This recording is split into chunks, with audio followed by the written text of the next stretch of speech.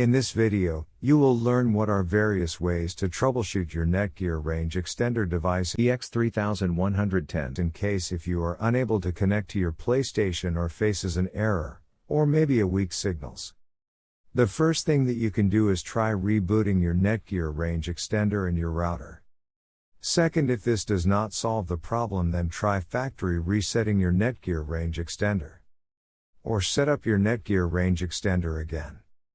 The third thing that you can do is make sure that you are using the latest firmware version on your Netgear Range Extender. If you do not know how to update firmware, watch one of our videos on it.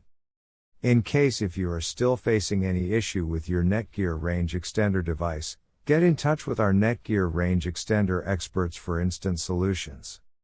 Thanks for watching our video, and do not forget to like, share, and comment on the video, so that you never miss any video from our channel.